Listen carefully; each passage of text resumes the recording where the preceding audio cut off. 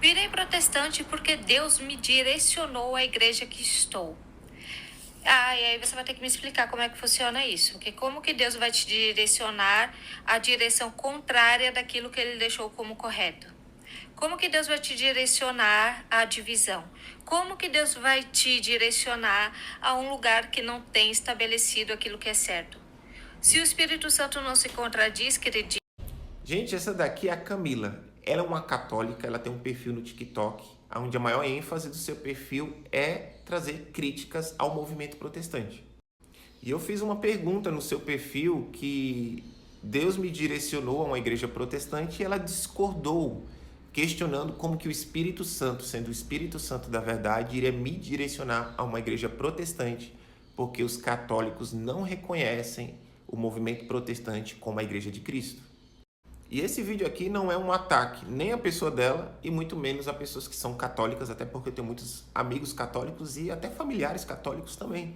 Só que eu quero trazer o meu testemunho sobre a minha experiência com o Senhor Jesus e que sim, ele me direcionou a uma igreja protestante, a qual eu congrego hoje, e Deus transformou a minha vida.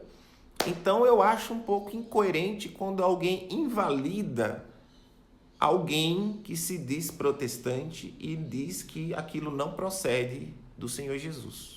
E que, sinceramente, o que me deixou muito incomodado foi mais esse comentário desse rapaz, dizendo que não foi Deus que me direcionou à igreja protestante e que tem cara que ter sido o diabo que me levou a uma igreja protestante. Porque ele está querendo atribuir uma procedência maligna à minha conversão, à minha história com o próprio Senhor Jesus Cristo. E com esse vídeo eu quero aproveitar para trazer o meu próprio testemunho do que o Senhor Jesus fez na minha vida.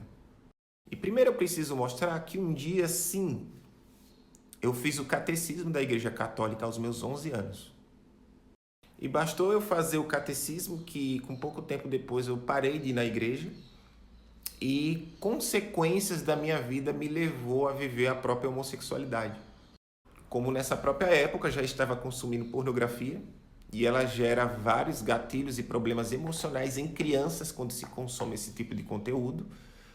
E foi no tempo que, num clube aquático, um homem me tocou 2 vezes na minha parte íntima e aí aquela cena não saía mais da minha cabeça.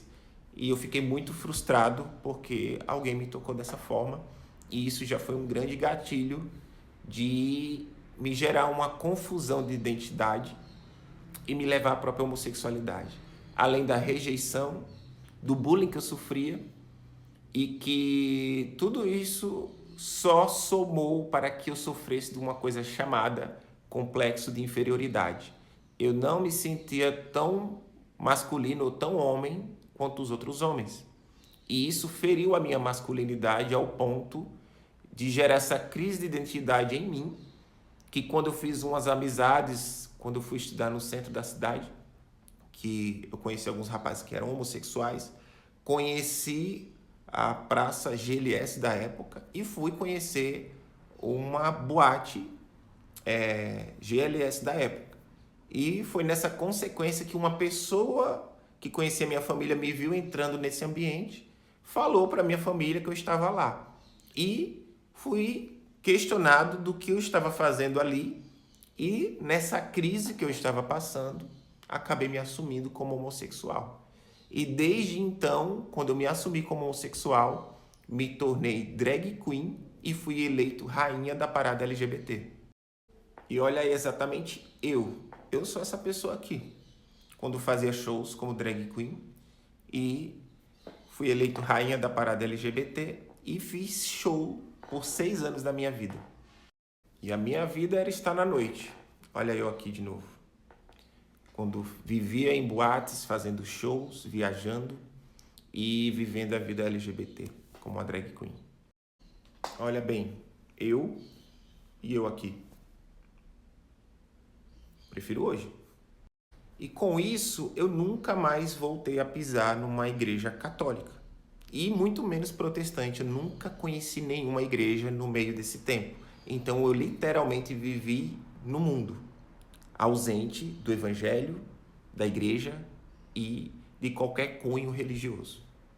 Porém, em 2010 para 2011, uma mulher na rua que eu nunca vi na vida chegou até mim e disse assim: olha, quando a gente tem um chamado da parte de Deus, a gente pode ir para qualquer lugar, mas nada vai dar certo na sua vida enquanto você não voltar para o seu chamado.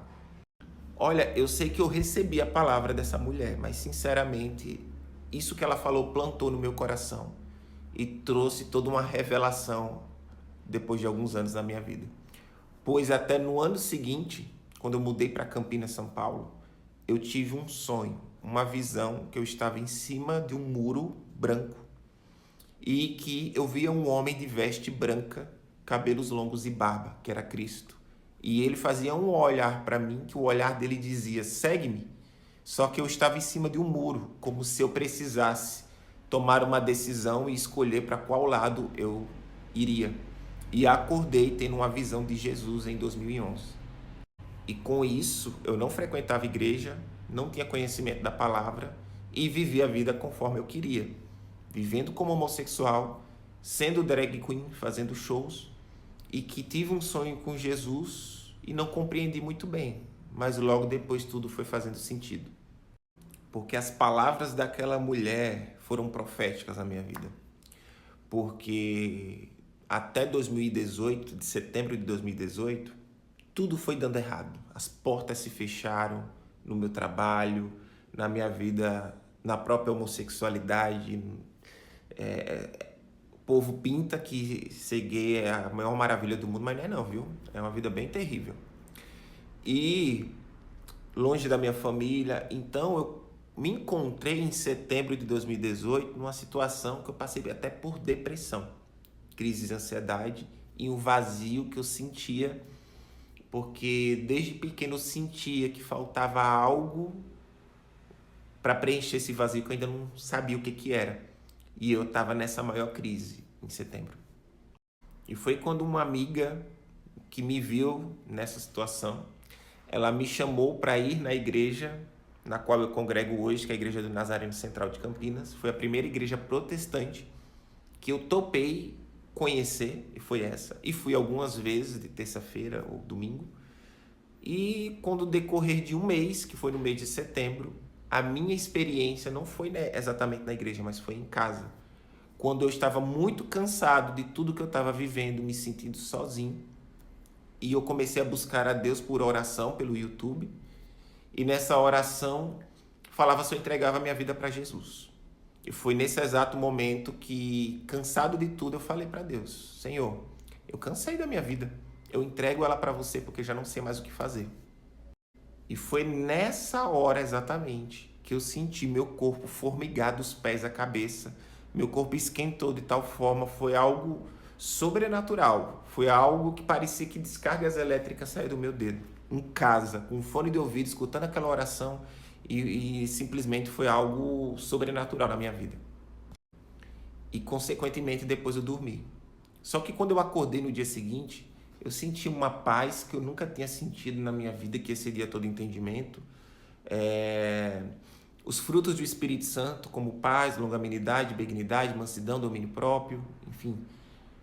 E eu comecei a estar diferente. Pela primeira vez na minha vida eu me senti completo. Aquele vazio, aquilo que eu sentia que faltava, pela primeira vez eu me sentia completo na minha vida. Além que a minha depressão que eu tinha sumiu, evaporou de uma forma instantânea até hoje. Pois eu acordava todos os dias com aquela sensação de desânimo de vida e algo que me puxava para debaixo da cama, como se não fizesse mais sentido viver. E depois dessa experiência, de eu ter sido batizado com o Espírito Santo em casa, tudo mudou na minha vida. E daí eu comecei a sentir a presença do Senhor Jesus na minha vida. É uma presença que exala um amor, uma completude, é algo que me constrange, é algo que traz uma felicidade interna inexplicável e uma graça, um gozo, uma alegria que eu nunca senti na minha vida, nem vivendo o mundo, nem experimentando de tudo que o mundo tem. Essa paz, essa alegria e essa presença do Senhor Jesus na minha vida me completava de tal forma. Então, literalmente, foi uma experiência sobrenatural. E que depois dessa experiência nunca mais eu fui o mesmo, ao ponto que era incompatível, eu não conseguia mais viver como homossexual, muito menos se relacionar com outros rapazes. Ao ponto que a última vez, ou penúltima vez que eu me relacionei com um rapaz, abraçado com ele, eu fiquei constrangido e eu escutei uma voz dentro de mim falando assim: você está fazendo o que aí? E, num dado outro momento, o Espírito Santo falou para mim: saia daí agora. Enquanto eu não sair daquele ambiente e de estar com outro rapaz ali, enquanto eu não sair disso, eu não senti paz. Ao ponto que eu escutei o próprio Senhor falando dentro de mim que se eu quisesse caminhar com Ele, eu tinha que tomar uma decisão. E ficou muito claro que viver a homossexualidade e caminhar com Jesus eram coisas incompatíveis. E que com isso eu busquei a minha igreja, fiz aula de batismo. E o dia do batismo, que é aquele mesmo batismo que Jesus fez com João Batista, para nós protestantes, é uma confissão pública da pessoa de Cristo e que é uma mensagem que estamos renunciando ao mundo, mas vivendo uma vida em santidade para a glória de Deus. Então existe uma mensagem no batismo das águas, né? E o mais interessante, e eu falo que não é acaso, não acredito em acaso, eu acredito nos detalhes que o Senhor coloca sobre as nossas histórias. O dia do meu batismo foi o dia do Orgulho Gay de Campinas. Era eu descendo em direção para a igreja e todo mundo subindo para a parada, sentidos contrários. E a palavra de Deus vai dizer que devemos andar na contramão do mundo. E eu fui convencido pela voz de Deus a renunciar à vida que eu tinha e estar na igreja protestante, que é a igreja que eu estou hoje, e que isso já vai fazer 5 anos batizado nas águas, mas 6 anos que eu tomei a decisão de renunciar ao mundo e que estou em santidade caminhando com o Senhor Jesus. E nesse processo foi o próprio Deus conversando comigo. Eu tinha sonhos, eu sonhei com, por exemplo, 8 pastores da minha igreja. Enquanto muitas vezes que eu cheguei a pensar e querer, às vezes, para uma igreja menor ou para uma outra igreja, Deus falava não para mim. E eu sonhei com cada um pastor diferente da minha própria igreja. Momentos que eu tinha decidido ir para fora, para outra cidade, na mesma semana, no último momento, eu tive 2 sonhos seguidos com o meu pastor, com a minha igreja, e quando eu acordei, o Espírito Santo bradou no meu coração dizendo: fica. E Deus aí, ele testou a minha obediência, se eu iria obedecer a palavra dele e a revelação que ele trouxe para mim de ficar onde eu estava, ou se eu ia fazer a minha própria vontade de ir para um outro lugar que eu estava querendo ir. E não falo mais aqui de outras experiências porque é de cunho pessoal. E acredito também que nem tudo que eu falar, talvez nem todo mundo vai acreditar. Mas Deus fala comigo. Deus me revela e me deu dons de revelação que às vezes eu consigo sonhar com coisas que acontecem na vida de outras pessoas. Como, por exemplo, um amigo meu que é homossexual, que mora lá no Rio, eu sonhei com ele 2 dias seguidos sendo perseguido e mortos por 2 homens. E eu sonhei 2 dias seguidos com isso. Mandei mensagem para ele, ele mostrou para a mãe dele que é cristã. A mãe dele mandou um áudio para mim dizendo que Deus também tinha mostrado para ela que tinha 2 homens querendo tirar a vida do seu filho. E eu falei de Jesus para ele, e isso só demonstra o amor e a misericórdia e a graça que Deus estava dando e livrando a vida dele ao revelar isso para mim, para a mãe dele, e para que ele tomasse cuidado, possivelmente aonde ele estaria andando e as pessoas que possivelmente queriam fazer mal a ele. E que esse rapaz ainda vive como homossexual, tá? E que para mim isso só demonstra a graça de Deus em livrar ainda aqueles que não se voltaram para ele, às vezes, da morte. Porque eu pergunto para você, como que eu sonho 2 dias seguidos com 2 homens querendo pegar o meu amigo para tirar a vida dele? E quando eu mando mensagem para a mãe dele, ela fala exatamente a mesma palavra que Deus tinha confirmado com ela, sendo que eu moro aqui em Campinas, eles no Rio de Janeiro, e eu não sei de nada a respeito da vida deles, do que acontece lá. Então, claramente, isso é um testemunho do dom de revelação, e que os dons ainda continuam, eu sou continuista, E eu tenho esse dom quando Deus quer me usar com alguma finalidade de dar vontade dele em alcançar uma vida, como desse meu amigo. Então, Deus está falando com ele. Aí eu pergunto para você, alguém que tem um testemunho de vida como o meu, que renuncia ao mundo, à homossexualidade, que o dia do meu batismo foi dia do Orgulho Gay de Campinas, e houve uma mensagem ali de ir na contramão do mundo, e eu fui na contramão daquilo que eu era e de quem eu sou hoje em Cristo. E que sonhei com vários pastores da minha igreja, quando muitas vezes eu pensei em sair da minha igreja. Mas Deus falava para eu ficar e estar aonde Ele tinha falado para que eu estivesse. E confirmando ainda mais o meu chamado, que é pastoral e missionário, em cuidar de pessoas e pregar o evangelho e levar o meu testemunho daquilo que o Senhor Jesus fez na minha vida. Aí eu pergunto para você, isso procede de uma ação demoníaca? O diabo está convertendo homossexuais, levando a igreja e fazendo deles testemunhar de Cristo? Se isso não for obra do Espírito Santo e que existe sim graça de Deus além da igreja católica e que só me faz isso crer nas palavras de Martinho Lutero, quando ele descobriu que o justo só viveria pela fé. Então, para mim, isso só me faz crer ainda mais nas palavras de Martinho Lutero, porque a intenção dele nunca foi dividir a Igreja Católica. Só que a Igreja Católica se negou a reformar a Igreja em muitas coisas que ele não achava correto, que não eram de fundamento bíblico, mas sim de tradição pessoal da própria Igreja e que não procedia na centralidade da palavra de Deus. Porque para os católicos a tradição está em primeiro lugar. Para nós protestantes, com a visão da reforma, a Bíblia está em primeiro lugar. Em segundo lugar, a tradição. Católico, tradição, segundo lugar, as Escrituras. E que, quando ele realmente teve o pleno conhecimento, ele viu que existiam algumas incoerências doutrinárias. Então, Camila, por mais que você defenda aquilo que você acredita, que é a doutrina da Igreja Católica, eu acredito que eu acho que você não precisa usar de deboche, por mais que você não concorde com algumas ideias protestantes, porque o deboche não vai te ajudar a convencer que um protestante está equivocado. Na verdade, só vai trazer um fruto meio equivocado de você ter o Espírito Santo, porque eu acredito que o Espírito Santo ele não usa de deboche, né? E Camila, respondendo a sua pergunta, qual igreja protestante seria a verdadeira? É que primeiro a verdadeira igreja, que somos nós, que somos o templo do Espírito Santo, é aqueles que verdadeiramente seguem a palavra de Deus.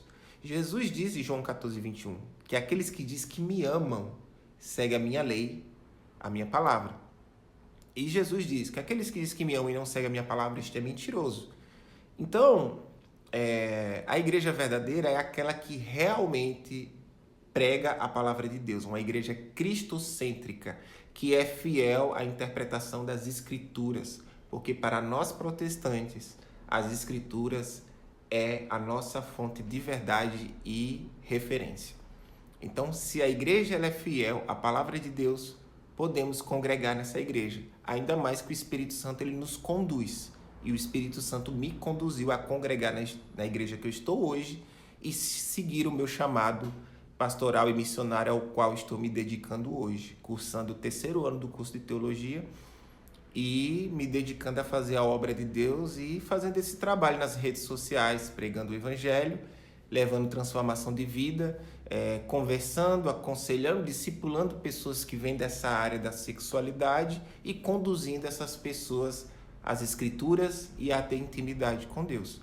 Então, isso é ser igreja, é você realmente viver a santidade, renunciar àquilo que é pecado, mas viver uma vida que glorifique o nome de Jesus. Porque essa questão de qual é a igreja verdadeira eu acho complexa, desde que Apocalipse relata que existiam 7 igrejas diferentes e que cada um tinha um elogio, mas que o Senhor também tinha críticas da forma errada que eles faziam a obra de Deus. Então, literalmente, a igreja verdadeira é aqueles que são fiel à palavra de Deus e fazem a vontade do Senhor Jesus.